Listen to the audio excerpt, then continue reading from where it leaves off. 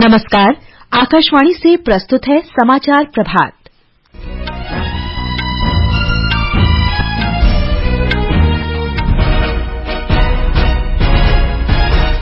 वित्त मंत्री निर्मला सीतारामन आज लोकसभा में अंतरिम बजट प्रस्तुत करेंगी। आकाशवाणी का समाचार सेवा प्रभाग अंतरिम बजट पर दिन भर विशेष कार्यक्रम प्रसारित करेगा। प्रवर्तन निदेशालय ने सेना की भूमि की अवैध बिक्री से जुड़े कथित धन शोधन मामले में झारखंड के मुख्यमंत्री हेमंत सोरेन को गिरफ्तार किया। उत्तर प्रदेश में अयोध्या के लिए आज से 8 नई उड़ान सेवाएं शुरू होगी और भारत और ओमान ने मस्कत में संयुक्त सैन्य सहयोग समिति की 12वीं बैठक में रक्षा सहयोग की समीक्षा की और खेलों में FIH हॉकी 5 विश्व कप में भारत ने मिस्र को 6-4 से हराया। समाचार प्रभात के साथ मैं फरहत नाज। वित्त मंत्री निर्मला सीतारामन आज दिन में 11 बजे लोकसभा में वर्ष 2024 का अंतरिम बजट पेश करेंगी। वित्त मंत्री के रूप में श्रीमती सीतारामन छठी बार बजट पेश करने जा रही हैं। ये मौजूदा लोकसभा का आखिरी बजट है।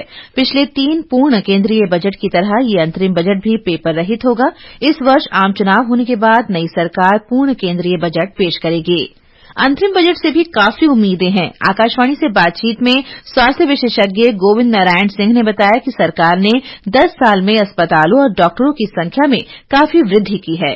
हेल्थ सेक्टर में पिछले 1 दशक बहुत बड़ा क्रांतिकारी बदलाव हुआ है, खासकर हेल्थ एजुकेशन को लेकर, जिसमें बहुत सारे लगभग मेडिकल के आप सीटें तिगुनी तक हो चुकी हैं PG में। तो निश्चित तौर पर हमारी उम्मीद होगी कि ये रफ्तार और बढ़ता रहे। विश्व की सबसे बड़ी हेल्थ इंश्योरेंस स्कीम होगी जो आयुष्मान भारत की थी। तो उतना कारगर योजना मेरे ख्याल से सरकार का, उतना अच्छा IT का एनेबल्ड, मेरे ख्याल से किसानों को भी इसमें शामिल कर लेना चाहिए। जितने लाभार्थी किसान जो निधि योजना के हैं उनको भी आयुष्मान भारत का लाभ मिलना चाहिए।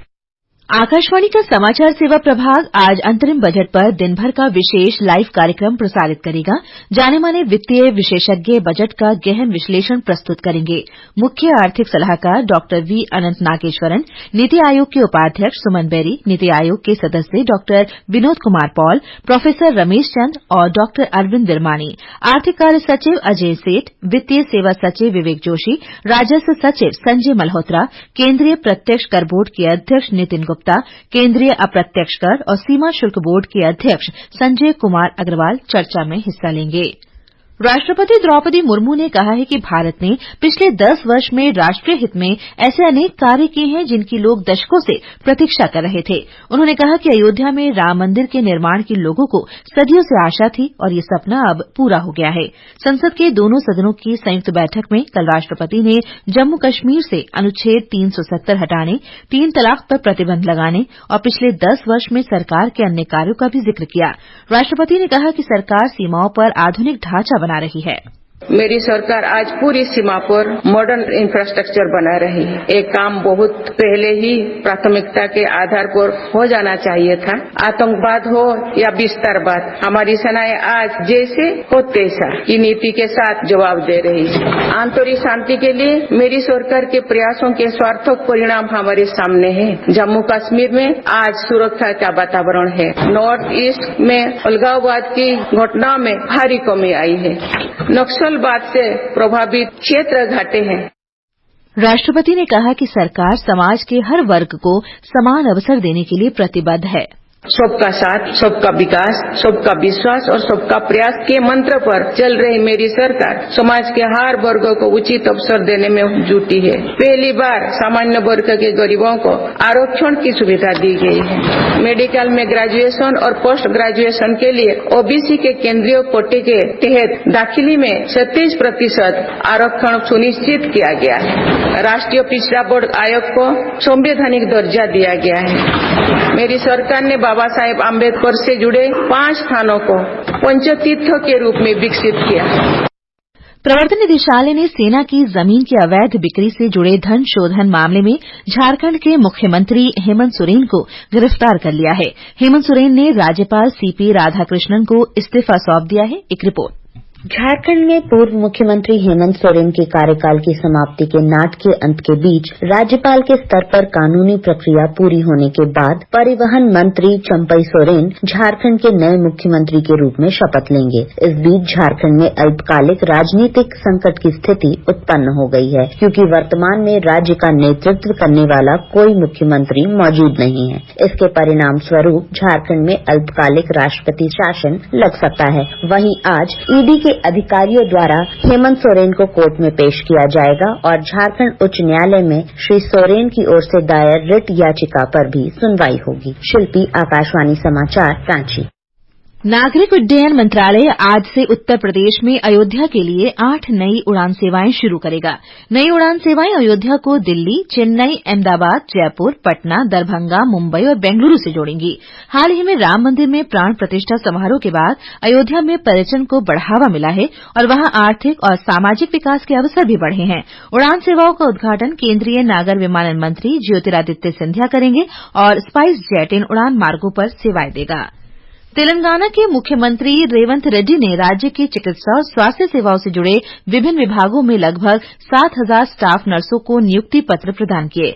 कल हैदराबाद में लाल बहादुर स्टेडियम में आयोजित कार्यक्रम में ये नियुक्ति पत्र दिए गए। भारत और ओमान ने रक्षा सामग्री और उपकरणों की खरीद का समझौता किया है। भारत के रक्षा सचिव गिरिधर अरमानी ने कल मस्कत में ओमान के रक्षा मंत्रालय के महासचिव डॉ मोहम्मद बिन नसीर बिन अली अल जावी के साथ संयुक्त सैन्य सहयोग समिति की 12वीं बैठक की अध्यक्षता की। रूस और यूक्रेन ने कैदियों की अदला बदली की है। दोनों देशों के बीच 2 साल से चल रहे संघर्ष में 50वीं बार कैदियों को एक दूसरे देश को सौंपा गया। कल कैदियों की अदला बदली में यूक्रेन के 3,000 से अधिक सैनिक और आम नागरिक स्वदेश भेजे गए, जबकि रूस के 1,200 सैनिकों को वापस भेजा गया। दोनों देश के बीच बंदियों की अदला बदली का समझौता संयुक्त अरब अमीरात की मध्यस्थता में हुआ था। FIH हॉकी 5 विश्व कप के 46वें मैच में भारत ने मिस्र को 6-4 से हरा दिया है। मनिंदर सिंह ने 2 गोल किए। भारतीय टीम ने कल मैच की शुरुआत से ही महत्वपूर्ण बढ़त बनाई और मध्यांतर की समाप्ति तक 6 गोल कर दिए। इससे भारतीय टीम FIH हॉकी 5 पुरुष विश्व कप में 5वें स्थान पर रही। FIH महिला हॉकी प्रो लीग प्रतियोगिता उड़ीसा में आयोजित की जाएगी। मैच 3 से 9 फरवरी तक भुवनेश्वर के कलिंगा हॉकी स्टेडियम में और 12 से 18 फरवरी तक राउरकेला के बिरसा मुंडा हॉकी स्टेडियम में होंगे। खेलो इंडिया शीतकालीन गेम्स कल से लद्दाख में शुरू हो रहे हैं। खेल 6 फरवरी तक लेह में होंगे। खेल और युवा कार्य मंत्री अनुराग सिंह ठाकुर इन खेलों का उद्घाटन करेंगे। दूसरे चरण में ये खेल जम्मू कश्मीर में 21 से 25 फरवरी तक होंगे। उत्तराखंड में गढ़वाल और कुमाऊं क्षेत्र की ऊंची पहाड़ियों पर इस मौसम का पहला हिमपात हुआ, जबकि राजधानी देहरादून सहित राज्य के विभिन्न भागों में वर्षा हुई। मौसम विभाग ने आज गढ़वाल और कुमाऊं क्षेत्र में 3,000 मीटर से अधिक छिटपुट पहाड़ियों पर अधिक हिमपात होने का अनुमान व्यक्त किया है। राष्ट्रीय राजधानी के अनेक हिस्सों में आज सुबह भारी वर्षा हुई, जिसके कारण न्यूनतम तापमान गिरकर 7.2 डिग्री सेल्सियस तक आ गया, जो कि सामान्य से 1 डिग्री कम है। और अब आज के समाचार पत्रों की सुर्खियों के साथ हैं देवेंद्र त्रिपाठी। धन्यवाद फरहत। संसद भवन में राष्ट्रपति मुर्मू के आगमन की खबर जनसत्ता सहित सभी अखबारों ने सचित्र प्रकाशित की है। पत्र लिखता है, बग्घी से पहुंची राष्ट्रपति, सेंगोल के साथ संसद में किया प्रवेश। राष्ट्रीय सहारा की सुर्खी है, नए संसद भवन में राष्ट्रपति का पहला अभिभाषण। राम मंदिर निर्माण से सदियों की आकांक्षा पूरी हुई, परीक्षाओं में गड़बड़ी रोकने के लिए बनेगा कानून। वित्तमंत्री निर्मला सीतारमण के आज अंतरिम बजट पेश किए जाने की खबर भी अधिकतर अखबारों ने पहले पन्ने पर प्रकाशित की है। दैनिक जागरण लिखता है, पीएम के संकेत, देश के विकास को दिशा देने वाला होगा बजट। अमर उजाला की सुर्खी है, सीतारमण आज पेश करेंगी अंतरिम बजट, बढ़ सकती है किसान सम्मान निधि।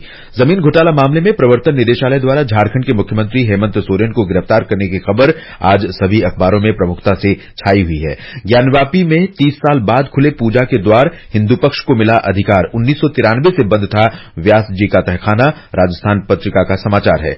कल से खुलेगा अमृत उद्यान। नवभारत टाइम्स ने खूबसूरत फूलों की तस्वीरों के साथ ये खबर सचित्र प्रकाशित की है। ई ऑफिस पर होगा पूरा सरकारी काम, बेवजह फाइल अटकाने वाले अफसरों पर कार्रवाई होगी। दैनिक भास्कर की खबर है। पत्र लिखता है, ब्यूरोक्रेसी की चाल सुस्त करने के लिए होंगे 4 बड़े बदलाव। ऐप पर हाजिरी, 30 मिनट का lunch time, officers of the month award शुरू होगा। सीनियर अफसरों की हर 15 दिन में बैठक, केपीआई से विभागों के काम की होगी समीक्षा। और अंत में मुख्य समाचार एक बार फिर। वित्त मंत्री निर्मला सीतारामन आज लोकसभा में अंतरिम बजट प्रस्तुत करेंगी। आकाशवाणी का समाचार सेवा प्रभाग अंतरिम बजट पर दिन भर विशेष कार्यक्रम प्रसारित करेगा। प्रवर्तन निदेशालय ने सेना की भूमि की अवैध बिक्री से जुड़े कथित धन शोधन मामले में झारखंड के मुख्यमंत्री हेमंत सोरेन को गिरफ्तार किया। उत्तर प्रदेश में अयोध्या के लिए 8 से 8 नई उड़ान सेवाएं शुरू होंगी। भारत और ओमान ने मस्कत में संयुक्त सैन्य सहयोग समिति की 12वीं बैठक में रक्षा सहयोग की समीक्षा की और FIH हॉकी 5 विश्व कप में भारत ने मिस्र को 6-4 से हराया। इसके साथ ही समाचार प्रभात का ये अंक समाप्त हुआ। नमस्कार।